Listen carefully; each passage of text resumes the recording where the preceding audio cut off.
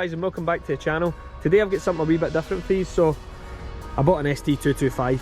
One of my dealers down south was asking us to do software and stuff like that, so I thought the best option was for us to buy one of these and then tune it and see what we get from it. We're going to cover a couple of things, but my start to ownership of this car didn't start off too great. So let's find out why. On the surface, the car seems spot on. The bodywork's actually mint all the way around it. It's probably one of the cleanest ones I've seen. Ignore that, ignore that.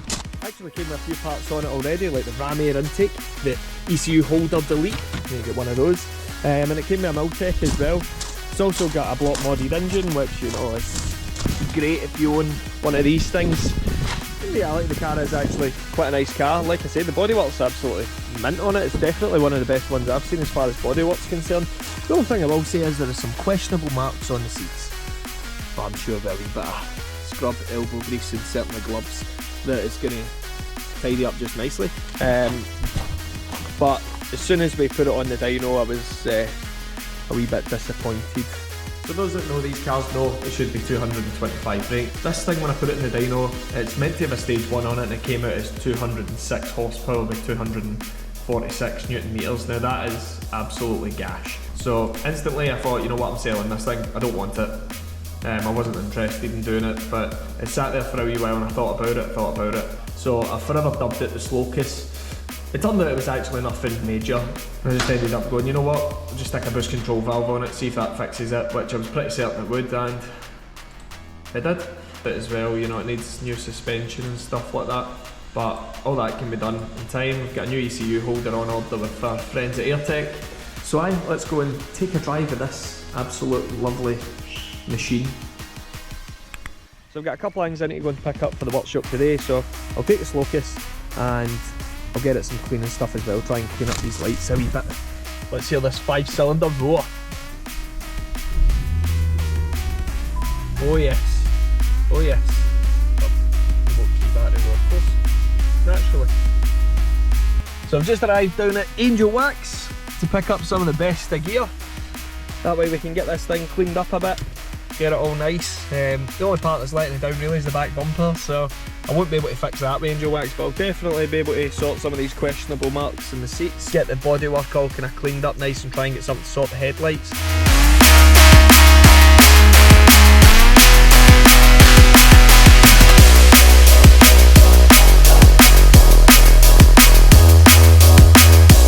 I'll have one of those, one of those, one of those, one of those, and probably all of these.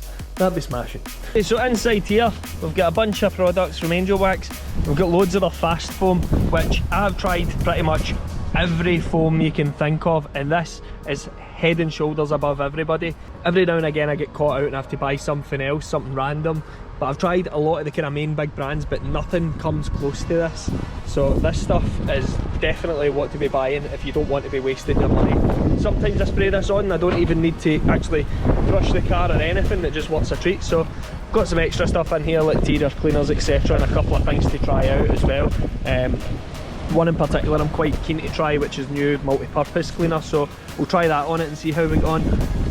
So by the time I've went through all the traffic, it turns absolutely pitch black, so there is absolutely no point in me starting trying to clean this tonight, because I'll not be able to see a thing I'm doing. As if by movie magic, light again.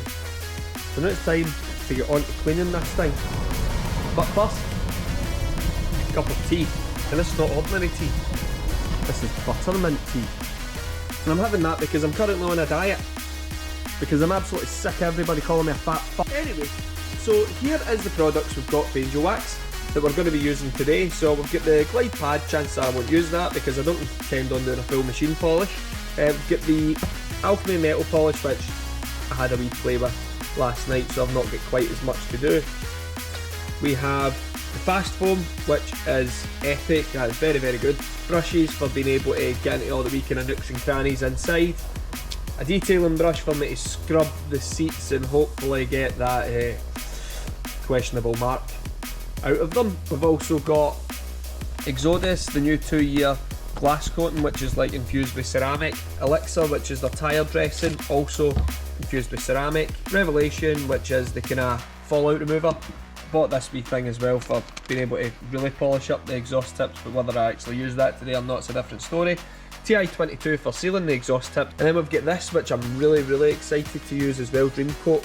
This is a fairly new product, which is an all-purpose cleaner, and apparently you can dilute this to 100 to 1 and it will still work really well. So we're going to try a lot of this. I'm probably going to just try that on the seats and see if it takes anything out. So we've also got Enigma Corona. Now, Corona, not to be confused with coronavirus. This is a very good trim restorer and it lasts for ages. So the likes of this, I'll be able to use this on.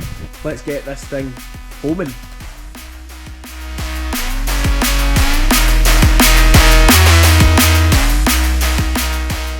Mix this now. So it says 100 to 1. I'm probably going to put a little bit more into it just for the sake of it. Get these on.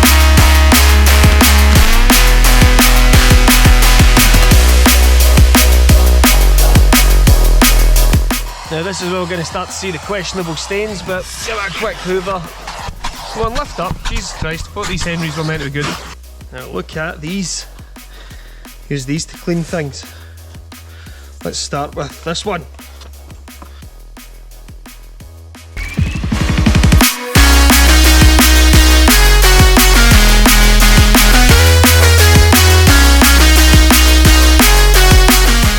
Exhaust tips are looking so much better now that I've put a wee bit of metal polish on them.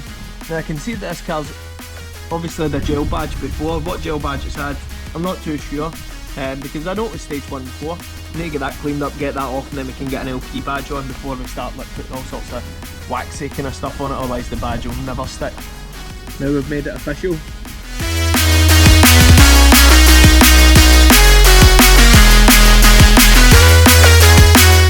You can tell this car hasn't been waxed in a while. No beading whatsoever. So I'm just about to use the Enigma Corona. So you can look at this, you can see it's kind of washed out looking. Now after it looks a hell of a lot better, even already.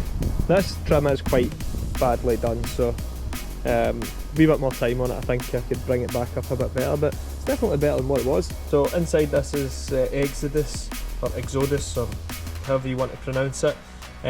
It's meant to be a 2-year ceramic glass coating, so imagine Rain-X but on steroids upon steroids. So I've just found the directions of use for Exodus, and I've done absolutely none of this.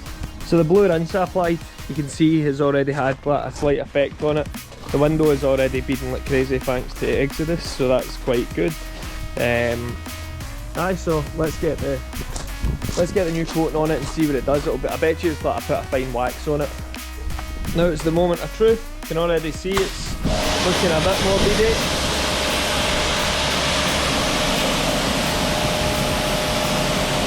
That is awesome. Just one thing left to make this a pro detail. Oh yes. Oh yes. Smells like coconut.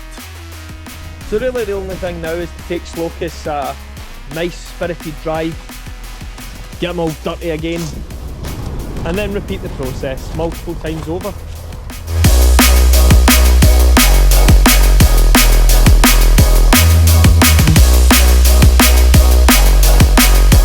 So now it's dark, there's only one more thing left to do. Time to go for a drive.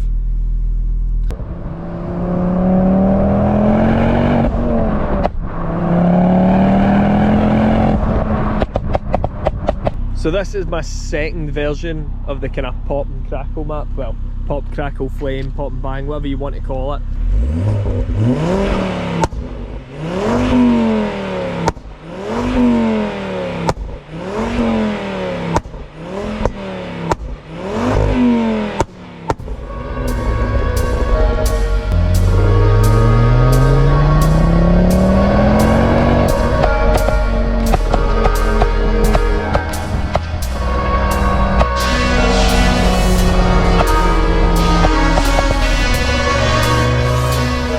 So once we fixed all the kind of wee issues underlying as far as the power's concerned, We actually went on to make decent power just for the stage 1 software. It was just a quick play about.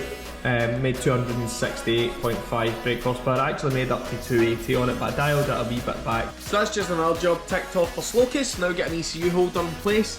Alan's been sorting out all the top mounts, he's been sorting out the drop links, there's just all the kind of loads of wee niggly things with the cars, he's been sorting all that.